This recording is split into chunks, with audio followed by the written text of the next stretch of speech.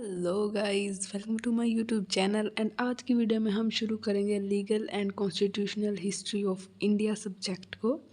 And इसका सबसे पहला जो क्वेश्चन है हमारा, यानी कि ईस्ट इंडिया कंपनी के एस्टेब्लिशमेंट को हम पूरा टॉपिक करेंगे इसका हम। चलो अब शुरू करते हैं। अगर आप हमारे चैनल पर पहली बार आए हैं तो मेक श्योर आप चैनल को सब्सक्राइब करना एंड शेयर करना अपने फ्रेंड्स के साथ जिनको इसकी ज़रूरत है वीडियोस की। एंड अगर आपको वीडियो पसंद आए, लेक्चर समझ में आए तो लाइक करना। अगर आपकी कोई क्वेरी हो तो कमेंट करना। East India Company, this company was establish by the charter of 600 to begin in India, यानी कि इस कंपनी को शुरू किया गया था 1600 के चार्टर के द्वारा। एंड इस कंपनी के इस चार्टर के अंदर जो है कंपनी का कॉन्स्टिट्यूशन पावर और प्रिविलेजेस दिए गए थे। और इसके मैनेजमेंट में था जो वहाँ पर थे एक गवर्नर और 24 डायरेक्टर्स थे। एंड इनको एक्सक्लूसिव पावर थी ट्रेडिंग की, यानी कि इनको एक पावर दे दी गई थी कि सिर्फ आप ही इंडिया में काम कर सकते हो, आप ही इंडिया में ट्रेड कर सकते हो, आप चाहो तो किसी और को पावर दे सकते हो। उस टाइम पे एक्चुअली ऐसा सोचा नहीं गया था कि एक जो ये मोनोपोली हम लोग ग्रांट कर रहे हैं इनको, ये हमारे लिए गलत साबित हो सकती है, तो इनको उस टाइम पर मोनोपोली दे दी गई। क्योंकि उस टाइम पे इंडिया में ऐसा कोई ट्रेडर्स थे नहीं या आए नहीं थे कि जो अच्छे से व्यापार कर सके। एंड वहाँ उस टाइम के जो राजा थे उन्होंने सोचा कि चलो अच्छी बात है और यहाँ पर व्यापार होगा तो ये इंडिया की डेवलपमेंट के लिए अच्छा होगा। उसके बाद हम देखते हैं it was a juristic person, it was granted exclusive right of trade, ये मैंने आपको बताया। This right was granted licence for the, यानी कि 15 ईयर्स के लिए लाइसेंस दिया गया इनको। और इसको विड्रॉ किया जा सकता 2 साल के नोटिस पर अगर कंपनी को बेनिफिट नहीं होगा तो। Company was also authorise to grant licence to other, ये भी मैंने आपको बताया कि वो दूसरों को लाइसेंस ग्रांट कर सकती थी। उसके बाद legality of the grant of such monopoly was not then seriously in question, के लोगों ने सोचा नहीं था कि इसकी मोनोपोली होगी एंड ऐसा कुछ होगा। तो जैसे इसको मोनोपोली दे दी गई थी, जो अदर ट्रेडर्स थे वो आ नहीं सकते थे। एंड इन्हीं की मोनोपोली चलती, ये अपनी मनमर्जी करते एंड जैसा इनको सही लगता उस हिसाब से ये ट्रेड करते।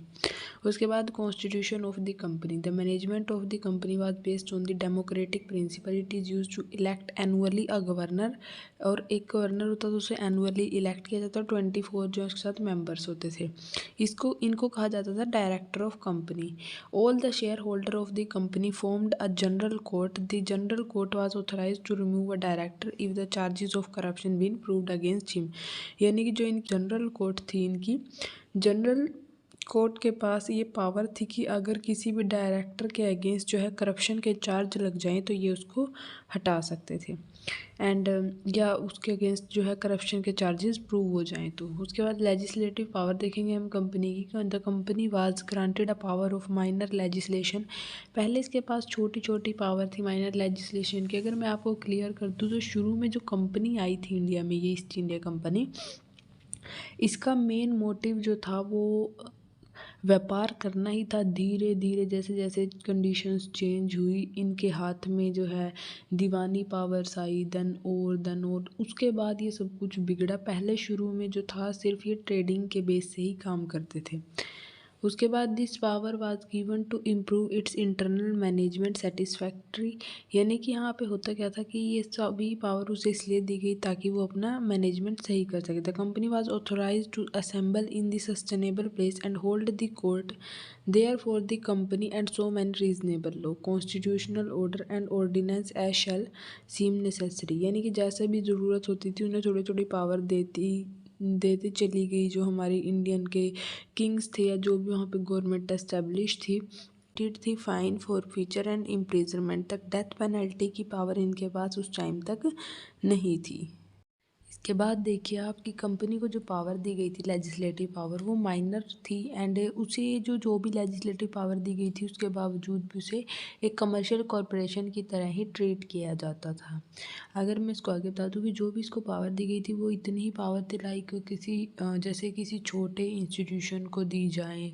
एंड अगर वो किसी जगह पर उनकी बड़ी फैक्ट्री है या उनके पास ज़्यादा एरिया को वो कवर करते हैं तो लाइक जैसे म्यूनसिपल कॉरपोरेशन के पास कुछ पावर्स होती हैं।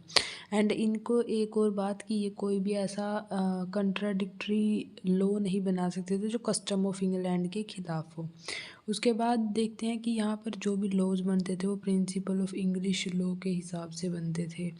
एंड उसके बाद legislative power were not at all sufficient to enable the company to carry the government of any territory, यानी कि ये जो सिर्फ इनको थोड़ी सी लेजिस्लेटिव पावर दी गई थी ये इनके लिए बहुत नहीं थी कहीं भी अपना बिजनेस चलाने के लिए और अपनी कंपनी को एस्टेब्लिश करने के लिए फुल्ली तरीके से।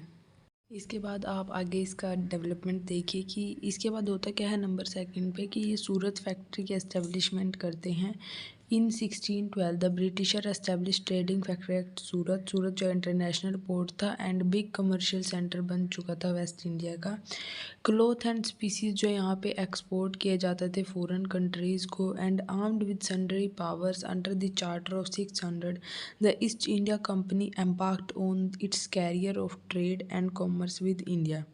Its representatives set foot on the Indian soil during Mughal Emperor Jahangir region, यानी कि जब जहांगीर थे तब ये लोग इंडिया में एंटर हुए थे। एंड उसके बाद हम देखते हैं कि to carry on its trade effectively it consider to import and export of various commodities. इन्होंने इंडिया और इंग्लैंड के बीच में अलग अलग चीज़ों का जो है वो इम्पोर्ट और एक्सपोर्ट शुरू कर दिया था।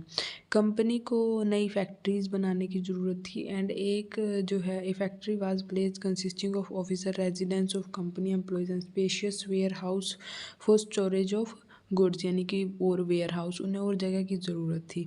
It is out of such a humble establishment that was empire grows in India those factories served as the basic for the growth and expansion of the British power in India, यानी कि यहीं से इनका जो है वो बढ़ना, इनका जो साम्राज्य था वो बढ़ना शुरू हो गया था धीरे धीरे।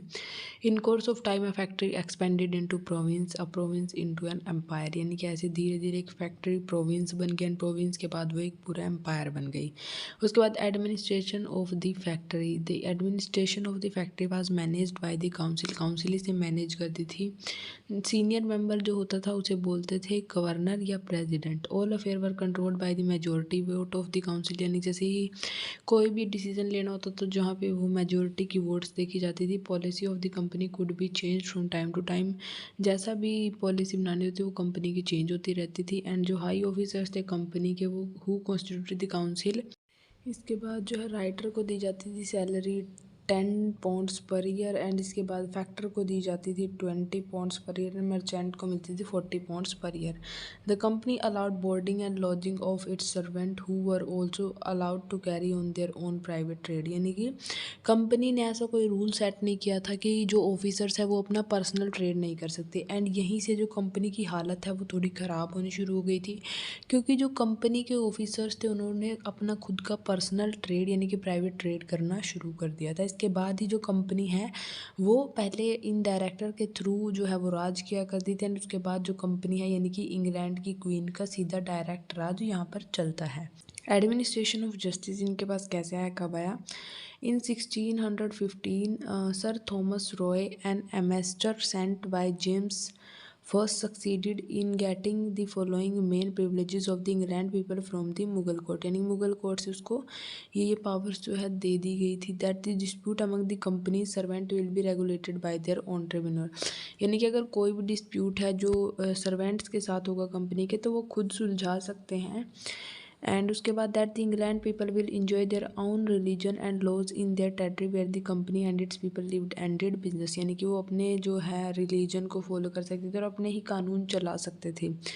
That the local native authorities will settle such dispute cases in which Englishman inter se as well as between Hindus और मुस्लिम वर द पार्टीज़, यानी कि इंग्लिश मैन जो थे वो अगर उनका कोई डिस्प्यूट हिंदू और मुस्लिम के साथ हो जाता है तो वो उसे भी सुलझा सकते थे खुद से ही।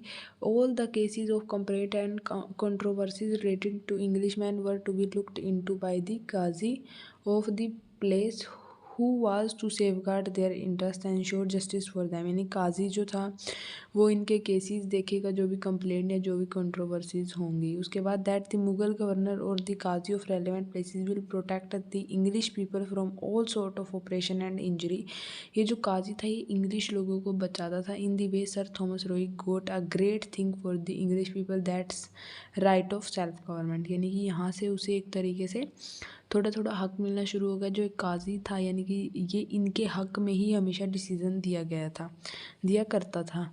The Englishman at Surat factory पर living under two different system of laws. In some cases they were governed by English while in other cases governed by Indian law, यानी कि इंडियन लॉ भी चलता था और इंग्लिश लॉ भी चलता था। President and member of the council जो थे सूरत फैक्ट्री के, were also doing the judicial function beside their executive function, यानी कि पीछे पीछे से एग्जीक्यूटिव फंक्शंस के साथ साथ वो जुडिशियल फंक्शंस भी कर रहे थे। नो रेगुलर ट्रिब्यूनल, कोई रेगुलर ट्रिब्यूनल जो था वो इस्टेब्लिश नहीं किया गया था इंग्लिश मैंस के द्वारा खुद से। और जो प्रेसिडेंट एंड काउंसिल थी फैक्ट्री की, उनको थोड़े थोड़े जो है वो क्रिमिनल केसेस में भी पावर मिल चुकी थी जस्टिस करने की। In 1623 James first authorize the company to issue commission to any of the presidents and his council to chastise, correct and punish all and every subject and their higher and successor employed by the company, यानी कि किन्हीं जिस भी इंसान को company ने जो है वो के साथ जो भी काम कर रहा है तो कंपनी को उसे पनिश करने की पूरी पावर्स दे दी गई। It is was under the power and the president council excise criminal jurisdiction भी करती थी और वो लोगों के ऊपर जो है वो बहुत ज़्यादा पेनल्टीज लगाती थी। Death sentence could be awarded, death sentence देती जाती थी अगर कोई म्यूटिनी करे and other felonies. When the trial was held with the help of a jury consisting of 12 or more Englishmen, civil jurisdiction could also be exercised by the president and the council. यहाँ से जो है वो शुरू हो गया था कि जो इंग्लिश मैन थे वो जस्टिस को अपने हिसाब से जैसा उनको सही लगता था वैसे ही वो उसको देते थे लोगों को, एंड वैसे ही वो अपने हिसाब से जो है वो केस को हेल्ड करते थे। उसके बाद in due course of the time Surat lost its importance of trading centre and the company considered Bombay more suitable. इसके बाद जो है कंपनी को सूरत से ज़्यादा बॉम्बे सही लगने लगा अपने ट्रेडिंग के लिए, and therefore the headquarter of the president and the council was shifted to Bombay in May 1687 and Surat lost its importance as a British trading center once for all। यानी कि अब सूरत से ज़्यादा जो है ट्रेडिंग नहीं होती थी, अब वो शिफ्ट हो चुके थे बॉम्बे में। Being the first major English settlement in India, the administrative and judicial arrangement made at Surat factory. सबसे इससे पहले जो थे सारे जो हैं हमारे एडमिनिस्ट्रेटिव और जुडिशियल अरेंजमेंट जो थे वो सूरत फैक्ट्री में होते थे, एंड एडमिनिस्ट्रेशन जो था वो प्रेसिडेंट एंड काउंसिल के द्वारा किया जाता था जो कि कंपनी के द्वारा अपॉइंट किए जाते थे। सभी के सभी डिसीजंस जो थे काउंसिल मीटिंग में लिए जाते थे मेजॉरिटी ऑफ द वोट्स के हिसाब से। प्रेसिडेंट के पास 1 वोट थी जैसे कि सभी अदर मेंबर्स के पास थे, उसके पास कोई वीटो पावर नहीं था, कोई पावर नहीं था, जो कि ये कलीग सिस्टम था इसको ओवरराइड करने का।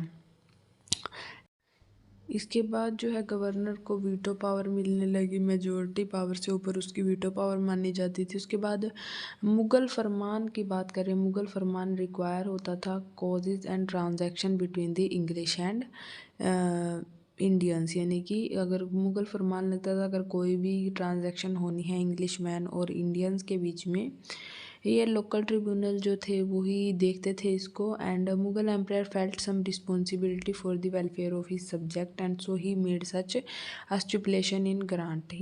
बट इतना सब कुछ करने के बाद भी करप्शन और ये जो भी मतलब कि डिसऑनेस्टली काम जो थे वो चले जा रहे थे एंड वो रुक नहीं रहे थे, क्योंकि जो इंग्लिश मैन्स थे वो कहीं ना कहीं जो थे इंडियन लोगों को अपने हिसाब से चलाते थे। उसके बाद जो हेडक्वार्टर्स थे वो सूरत से ट्रांसफ़र कर दिए गए क्योंकि उन्हें लगा कि अब हमारा बॉम्बे में ज़्यादा अच्छे से काम चलेगा।